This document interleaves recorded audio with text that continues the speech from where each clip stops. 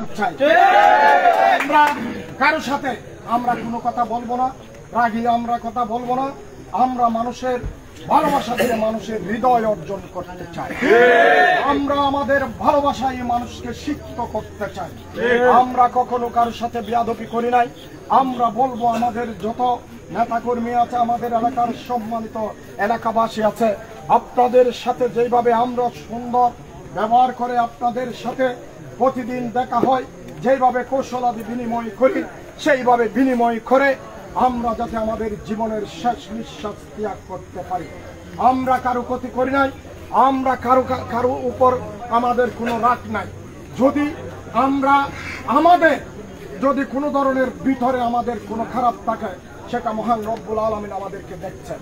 মহান রব্বুল আলামিন আমাদের বিচার করবে। আমরা কোনো ষড়যন্ত্র করি না, আমরা কোনো ষড়যন্ত্রকে আমরা পরোয়া করি না। আমরা কোনো ষড়যন্ত্র কেউ করবে আমাদের বিরুদ্ধে, কেন ভোট করবে, এই করবে, সে করবে, আমরা মানুষের ভালোবাসা, মানুষের ভোট নিয়ে আমরা আমাদের প্রতিনিধি নির্বাচিত করতে চাই। আমরা এবার একটু চাই। তাই আমাদের সর্বস্তরের নেতা কর্মীদের বলবো, এখানে রাগারাগির দরকার নাই, গালাগালির দরকার নাই। আমরা সুষ্ঠুভাবে আমাদের ভোট হবে, আমাদের সকল সম্মানিত এলাকাবাসী যাবেন, ওনারা ভোট দিয়ে যাকেই নির্বাচিত করবেন তিনি এই সমিতি ফটিকছড়ির উপজেলা নির্বাচিত চেয়ারম্যান হবেন। এখানে আমাদের কোনো দ্বন্দ্ব থাকার দরকার নাই। এখানে কেউ আমাদেরকে হাওমরে কি করেছে আমরা দেখেছি। এইখানে হাজার হাজার ছাত্রলীগ কর্মী কিন্তু ছাত্রলীগ করতে পারে নাই, আমরা দেখেছি। যারা বঞ্চিত হয়েছে, অনেকে আমাদের মুক্তিযোদ্ধা ঘরের সন্তান ছাত্রলীগের পদবি পায় নাই, আমরা দেখেছি। অনেক আওয়ামী লীগের ঘরের সন্তানেরা কিন্তু ছাত্রলীগের পদবি পায় নাই, আমরা দেখেছি। এটা আজকে আমরা যতদিন থেকে এই এলাকায় অবস্থান করছি, বাইরে থাকলেও আমরা প্রতিদিন ফোন করে আমাদের আওয়ামী লীগের ব্যাপারে, এলাকার ব্যাপারে, মানুষের ব্যাপারে আমরা কথা বলেছি। আমরা আমাদের মানুষ সম্বন্ধে জিজ্ঞেস করেছি কোন কি অবস্থায় আছে। আমরা দেখেছি আপনারা কে কি পোস্ট পেয়েছেন। আমরা সেই দিনই যদি ছাত্রলীগ করে, যদি ছাত্রলীগের সহসভাপতির দায়িত্বে না থাকতাম, এইখানে ইউনিয়ন থেকে উপজেলা পর্যন্ত, জেলা পর্যন্ত যদি দায়িত্ব না থাকতাম, তাইলে সেই দিন আমাকে মাননীয় প্রধানমন্ত্রী জননেত্রী শেখ হাসিনা আমাকে নৌকা দিত না। তৃণমূল থেকে গড়ে উঠছে, তখন আমাকে নৌকা দিচ্ছে মাননীয় প্রধানমন্ত্রী জননেত্রী শেখ হাসিনা। আজকে আপনাদের কি পদবি আপনাদেরকে দিয়েছে, সেইটাই আপনারা আপনাদের পিছনের দিকে থাকেন। আপনাদের কখনো একটা ছাত্রলীগের পোস্ট দিয়েছে কিনা? আপনারা মুক্তিযুদ্ধের ঘরের সন্তান, আওয়ামী লীগের ঘরের সন্তান, আপনারা রাজনীতি করার সুযোগ পেয়েছেন কিনা? আপনারা ভিন্ন নাম ধারণ করে আপনাদের রাজনীতির কর্মকাণ্ড চালিয়েছেন। এটা কিন্তু তৃণমূলের রাজনীতির সাথে এটা সম্পৃক্ত থাকে না। তাই আজকে আপনারা যেটা করছেন, আমরা মনে করি এটা আপনারা নিজেদের পায়ে নিজেরাই কুড়ুল মারার জন্য প্রস্তুত হচ্ছেন। আমাদের কিছু ক্ষতি হবে না, আপনাদের নিজেরার ক্ষতি নিজেরাই দেখে আসছেন। আপনারা সতর্ক হন।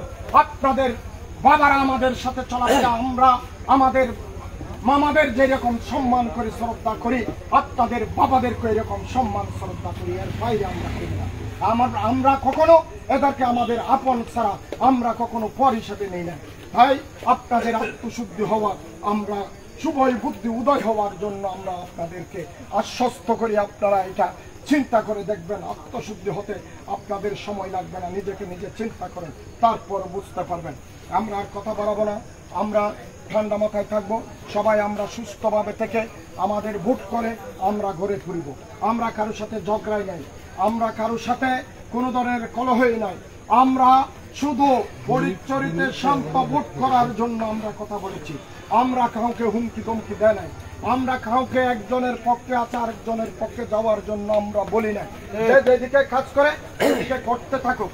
আমরা কৌশলাদি বিনিময় করেছি তাদের সাথে, আমরা আমাদের পাশে এসেছেন, ওনাদেরকে নিয়ে আমরা ইরানের পোস্টার নিয়ে আমরা ফটো উঠেছি। এখানে যদি আমাদের কারোর প্রতি যদি আমাদের কোনো ধরনের কূপ থাকতো, রাগ থাকতো, তাহলে আমরা তো এদেরকে সাথে নিয়ে ফটো উঠাতাম না। তাহলে আমরা যদি সেটা করতে পারি, আপনারা কেন করতে পারবে না? আপনারা কি হয়ে গেছে একেবারে, আপনাদেরকে কি দিয়ে দিয়েছে, কি দিচ্ছে প্রশ্ন, এগুলো আমাদেরকে করেন। আমরা এই এলাকায় রাজনীতি করে বড় হয়েছি। আমরা দুঃসময়ে রাজনীতি করেছি। এই এলাকার প্রতি, মাটির প্রতি আমাদের দরদ এসে বলে আমরা নিজেই অর্থ অর্জন করে আবার এলাকায় ছুটে এসেছি এই এলাকাকে বিনির্মাণ করার জন্য। সেটা আপনাদের খেয়াল রাখতে হবে। এইখানে যারা কিছু করতে পারে নাই, কিছু করে নাই, তারাই কিন্তু আপনাদের মাথার মগজ ঘুরিয়ে দিচ্ছে। এটা এরা করবে না, এরা করতে চায় না। এখানের মানুষ উচ্চ করে মাথায় ধারক, এটা অনেকে সহ্য করতে পারে না, তাই আপনাদেরকে ওইভাবে বানাচ্ছে। আপনার একজন বড় মানুষ, আমার মতো মানুষ যদি এখানে না হতো, এখান থেকে অনেক আগে এই মানুষ এখান থেকে চলে যেতে হতো, এখানে উন্নয়ন করতে পারতো না। আমি নিজের জীবন বাজি রেখে এই এলাকার উন্নয়ন করার জন্য আমি আর কথা বাড়াবো না। সকলের দীর্ঘায়ু সুস্বাস্থ্য কামনা করি। আমাদের বিরুদ্ধে কথা বলেছে নাজিম, যেই কথা বলেছে, আমাদের অনেক নেতৃবৃন্দ এখানে আছে, আমরা কথা বলার সুযোগ আমরা দিতে পারি নাই, আমাদের পরিচরিতে কাজ আছে, আমরা চলে যাচ্ছি। আমরা ঠান্ডা শান্ত থাকবো, আমরা আমাদের ভোটের কার্যক্রম আমরা চালাবো। ঠিক আছে, ঠিক আছে। আলহামদুলিল্লাহ, আপনারা সবাই, সবার প্রতি আমার কৃতজ্ঞতা রইল। আপনারা এই ঘটনা শোনার সাথে সাথে সবাই ছুটে এসেছেন। আমরা আমাদের এলাকার উন্নয়নের জন্য আমরা আমাদের জীবন বাজি রেখে এই এলাকাকে আমরা আমাদের সর্বোচ্চ উন্নয়ন করে আমরা করে থাকি। কেউ আমাদেরকে পিছিয়ে নিতে পারবে না, আমাদের সততা আছে, এই সততাই আমাদের আল্লাহ আমাদেরকে সাহায্য করবে। সবাই ভালো থাকেন। জয় বাংলা, জয় বঙ্গবন্ধু, জয় হোক মেহর।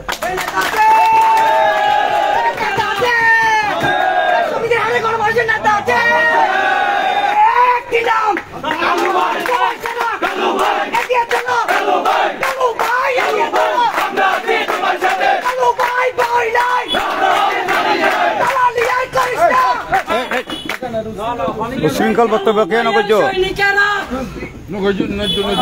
নৈদ্য অনেকে নৈদ্য দরকার নাই। আর তুই নেতন কি হয়ে যায়, কি হয় নৈদ্য দরকার নাই। আল্লাহ আছে, দরকার নাই।